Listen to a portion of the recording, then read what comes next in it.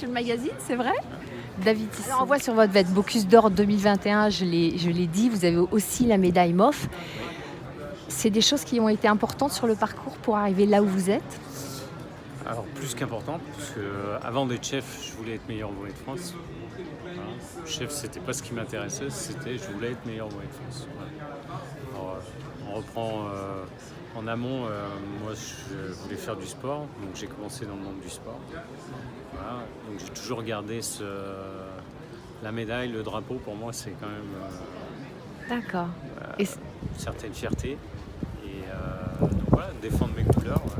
Ce côté aussi bien au sport que dans mon métier. Mais souvent, quand on parle de cuisine, on fait un rapport d'ailleurs entre le sport avec cet esprit combatif, cette curiosité, l'envie de se dépasser. Est-ce que vous adhérez à cette idée-là? Plus qu'à 300%, mais au-delà de ça, après, il y a des gens, il y a des chefs, c'est la musique. Hein. Pour ma part, ça a été le sport. J'ai toujours tout calqué de la même façon qu'au sport. Donc, c'est vrai qu'on parle souvent de musiciens aussi, ce musique, parce que vous êtes vrai, des créateurs. Mot, hein. Oui. Créateur, c'est quand même un gros mot. Hein. C'est vrai? Ouais. Ça vous va pas, créateur? Non, je trouve pas. Dieu expliquez-moi pourquoi. Dieu créa. Nous, on n'a rien créé. Mais c'est pas rien de figé. Non, je pense que... Alors moi, je prends toujours l'exemple du checker. Tout au long de ma carrière, j'ai appris des choses qui sont mises dans un checker. À la fin, je vais rajouter ma personnalité dedans, je remue et il y a quelque chose qui sort. Voilà, mais toute l'addition de toutes les techniques et de toutes les bases que j'ai eues et celles que je vais avoir après, ça va être des influences qui me viennent à droite, à gauche. Donc je peux pas dire que je suis un créateur. Alors Christophe Baquier, c'est rigolo, il le disait d'une façon un peu différente que vous. Il disait qu'à chaque fois qu'on va dans une cuisine, on lit une page d'un livre et à la fin, on crée son propre livre. Ouais, mais non plus. On peut créer des émotions. D'accord. Mais dire qu'on crée des choses, c'est un mot qui est très fort, je trouve. D'accord. On reconnaît là votre humilité. Et alors, comment vous définiriez vous alors comme un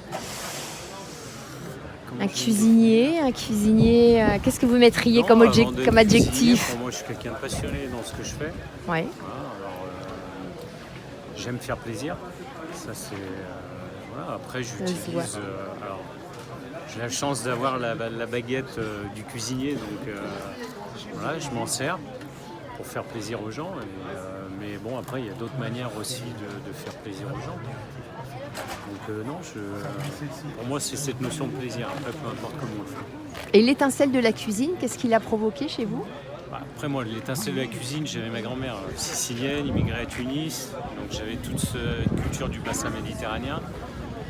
Et en gros, donc moi j'ai grandi dans la banlieue de Lyon, dans des grandes tours, où il y avait, on va dire, tout ce bassin méditerranéen. Et chacun, quand c'était le couscous au 3e, on y avait droit au 15e, et puis vice-versa. Donc j'ai grandi là-dedans. C'est pareil, moi ma grand-mère servait mes oncles et mes tantes, j'étais servi le dernier, il y avait tout ça, elle ne se mettait jamais à table.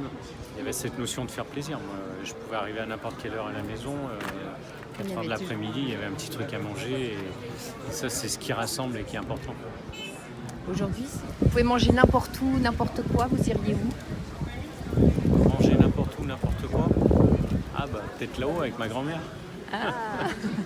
Ces boulettes avec les spaghettis. Merci beaucoup. J'ai jamais refait d'ailleurs.